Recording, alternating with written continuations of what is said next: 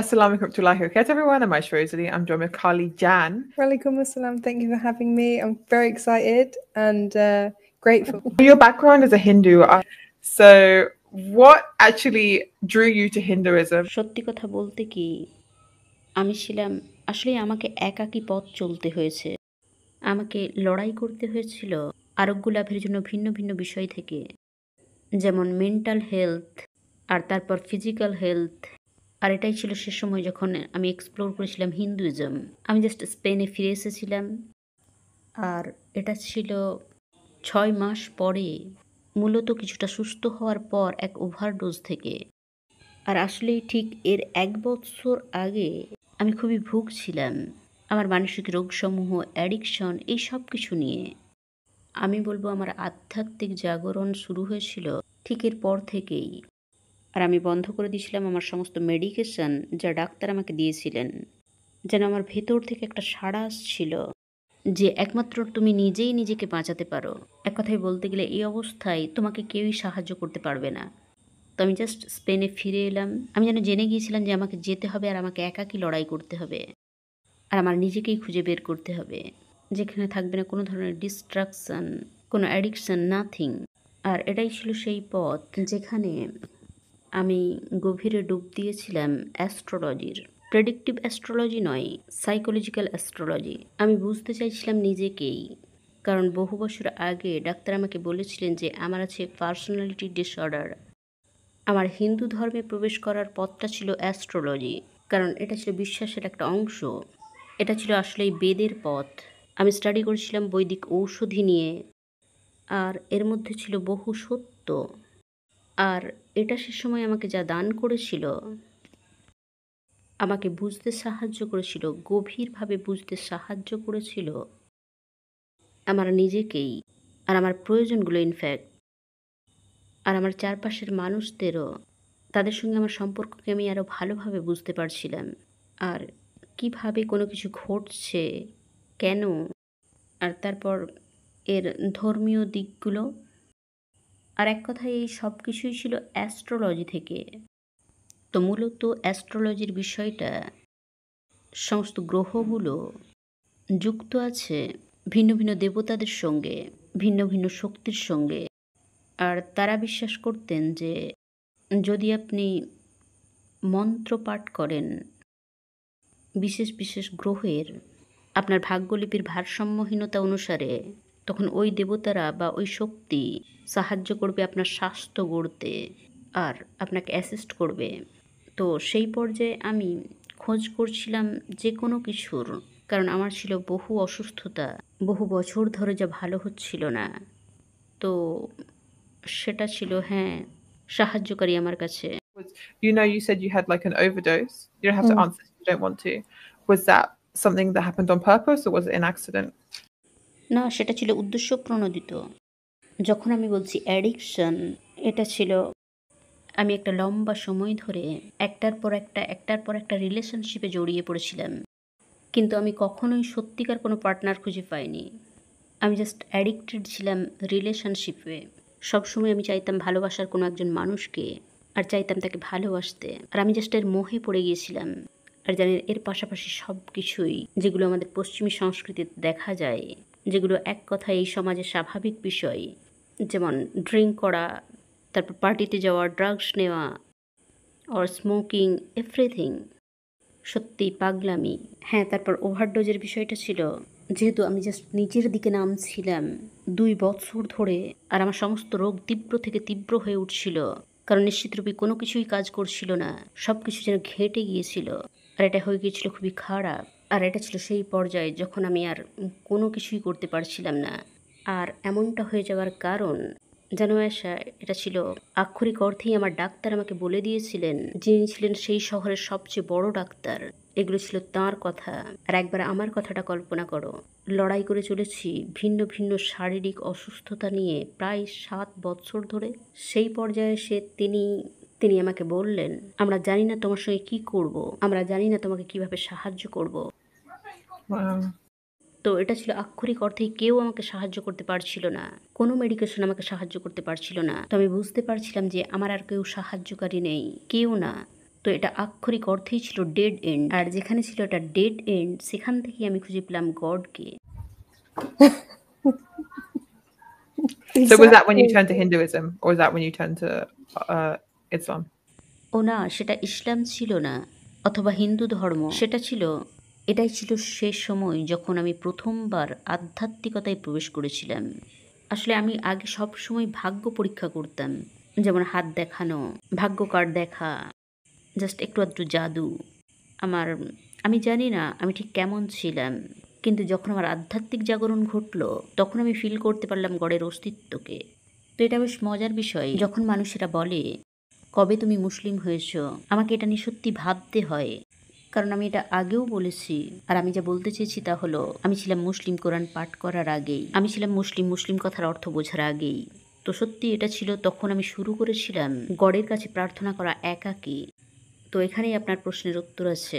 যখন আমি ওভারডোজ নিলাম আর তার থেকে সুস্থতা লাভ করলাম, আর যেন কোনো কিছু আমার মধ্যে প্রবেশ করলো বিভিন্নভাবে, তো আমি শুরু করেছিলাম প্রার্থনা করা গডের কাছে। আমার ছিল বাইবেল, কিন্তু আমি আরও করতাম নিউ এজ স্টাফ, আর প্রার্থনা করতাম আমার পূর্বপুরুষদের কাছে, যুক্ত হওয়ার চেষ্টা করতাম ভিন্ন ভিন্ন বিষয়ের সঙ্গে।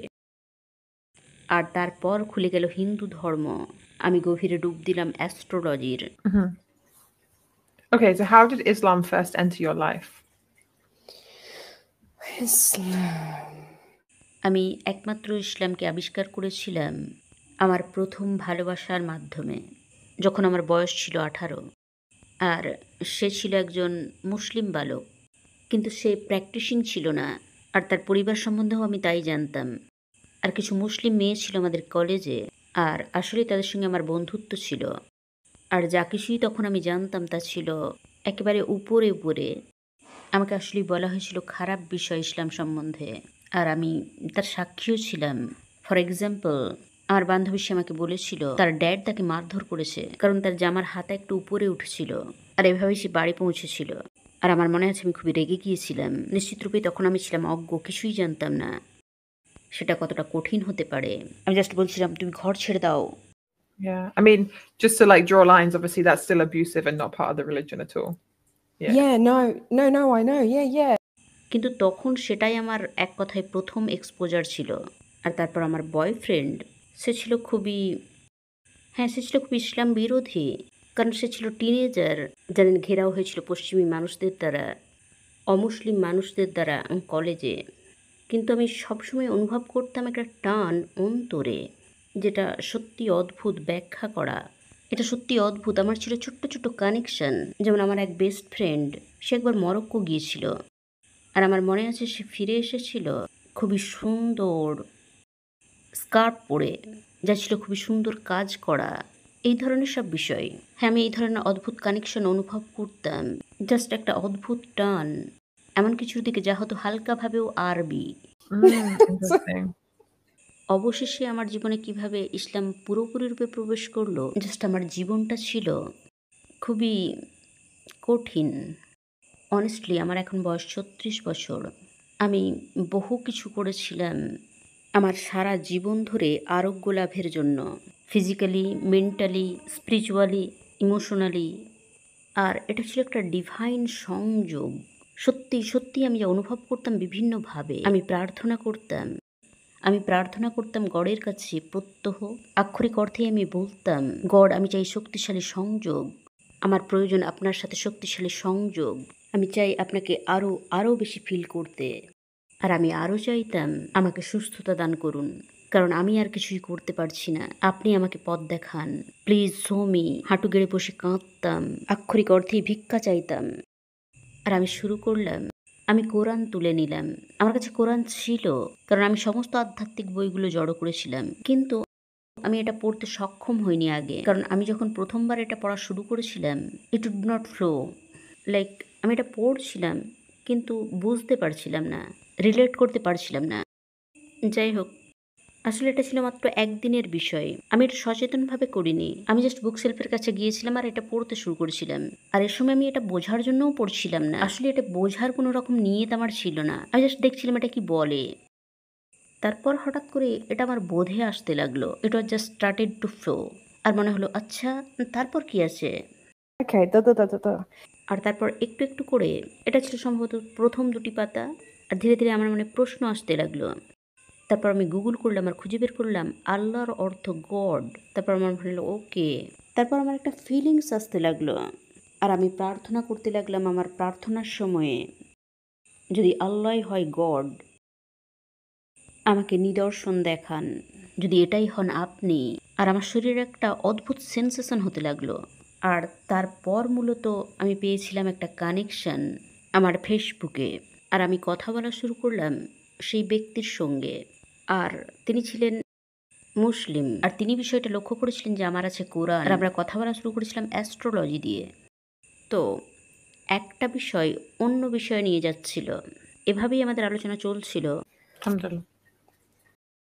আর অবশ্যই সেই ব্যক্তির মাধ্যমে আমি একজনের খোঁজ পেলাম, যিনি একজন বড় মাপের শেখ ইন আলেকজান্দ্রিয়া, ইজিপ্ট।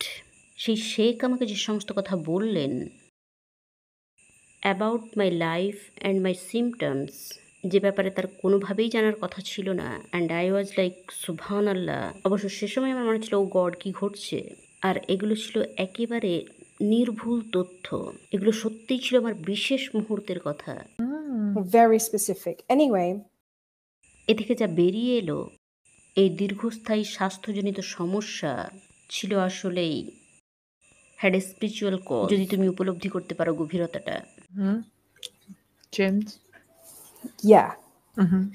আর তারা এমনকি আমাকে বলেছিলেন, আসলে 2জন শেখ ছিলেন, বিষয়টা তাদের জন্য বলা ছিল কঠিন, কিন্তু তাদের মধ্যে একজন আমাকে বিষয়টা বললেন, আর এর জন্য তাকে শাস্তি পেতে হয়েছিল। কারণ এরকম বিষয় ডিটেলস বলার অনুমতি তাদের ছিল না, কারণ এটাকে দেখা হয় বুস্টিং এর ফর্ম হিসাবে। কারণ পরে পাবলিক অথবা আমি যদি বলি লাইক ও মাই গড এটা সত্যি হতে পারে না, তারা তো সাই কি। আমি কি বলতে চাইছি বুঝতে পারছেন? তাদের অনুমতি ছিল না কোনো কিছু বলার, তাদের জাস্ট কোরআনের মাধ্যমে আরোগ্য দানের অনুমতি ছিল। কিন্তু এটা ছিল একটা পার্ট, যে সমস্ত কারণে আমি জেনেছিলাম ইসলাম সত্যতা, আর আমি জেনে গিয়েছিলাম এটা আল্লাহর পরিকল্পনা আমার জন্য। কারণ আমি মনে করি আল্লাহ জানতেন যে ওই সমস্ত ডিটেলস আমার জানা প্রয়োজন, শুধুমাত্র থেকে বেরিয়ে আসার জন্য নয়, এটা যে সত্য তা জানার জন্য। Okay. Right. তো যাই হোক, তিনি আমাকে বললেন যে এটা ছিল জিন। বললেন এক্স্যাক্টলি কখন এটা ঘটেছিল, তিনি পিন পয়েন্ট করলেন এক্স্যাক্ট মাসের। 13 বছর আগে আমি জাস্ট গিয়েছিলাম এ 6 স্টোরিড স্কট ইন বার্সেলোনা, পুরোপুরি ট্রমাটাইজড, ড্রাগ অ্যাডিক্ট, ড্রিঙ্ক করা অন্যান্য মানুষদের সঙ্গে আমার মতোই, যা ছিল খুবই নোংরা। আমরা খাবার খাচ্ছিলাম বিনস থেকে। আমি ছিলাম আসলে আঁতেল, প্রপার বিপ্লবী আঁতেল। আমি ছুটলাম আমার কিচেনে, যে তিনি কিভাবে জানলেন, লাইক এটা ছিল খুবই পরিষ্কার। What, he knew that you were like eating out of bins and things? তিনি আমাকে বললেন কখন জিন আমার মধ্যে প্রবেশ করেছিল, Oh, right. I And see. he আর তিনি নির্দিষ্ট করে সেই মাসের কথা বললেন, 13 বছর আগের। আর এটা ছিল ওই সময় যখন আমি সেই স্থানে গিয়েছিলাম। Wow.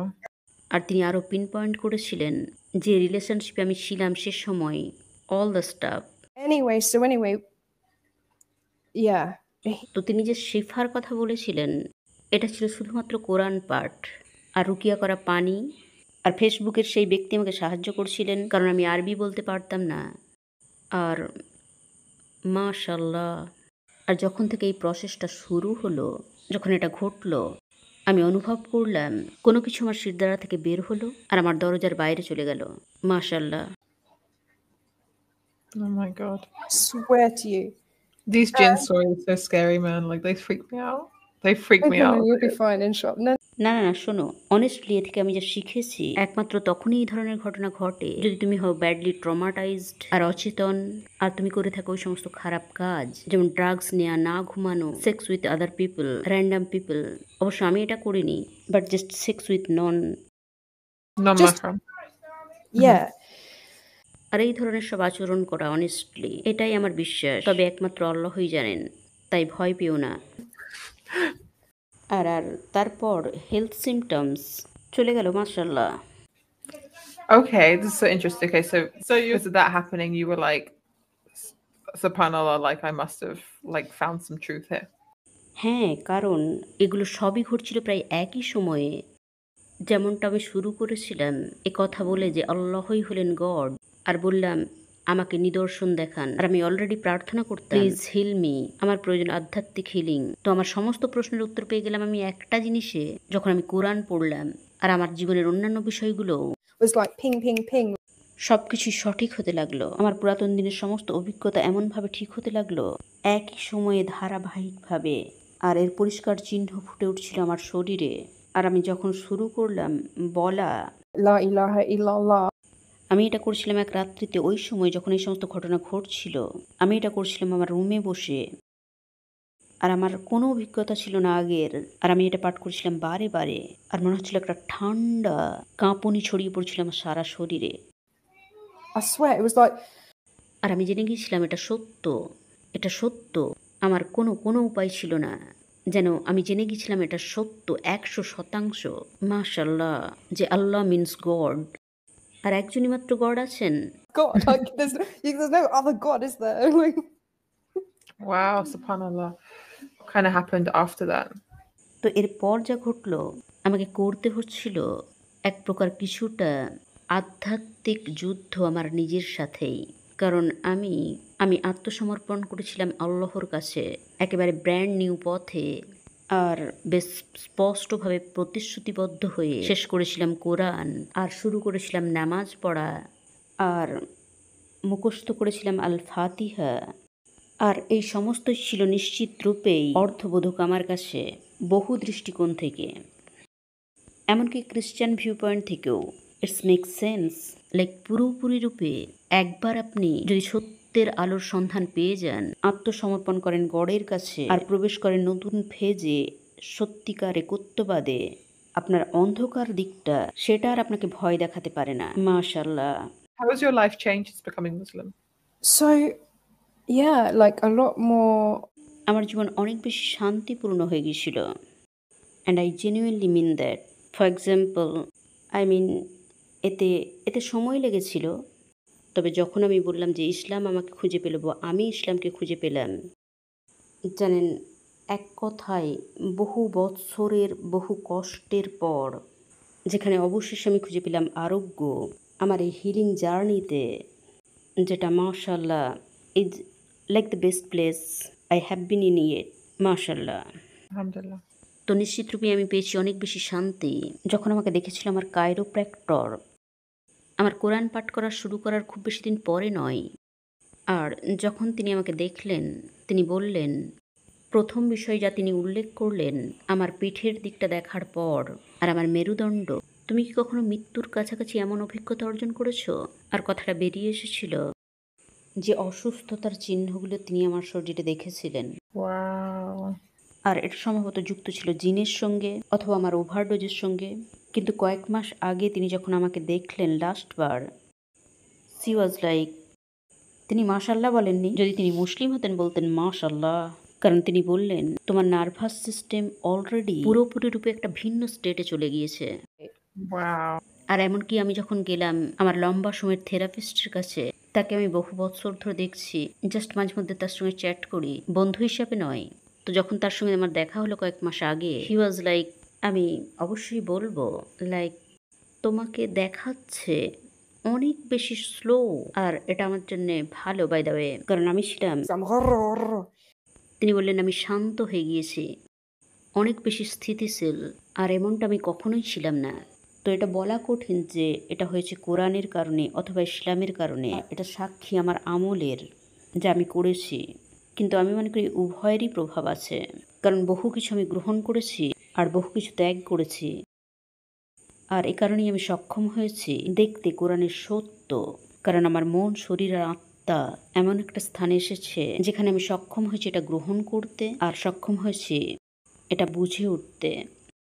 Allah tells in the Quran that if we ask for guidance, He'll give it to us. Well, alhamdulillah. It's been so interesting hearing your story and everything else. And thank you guys for watching. Assalamu alaikum.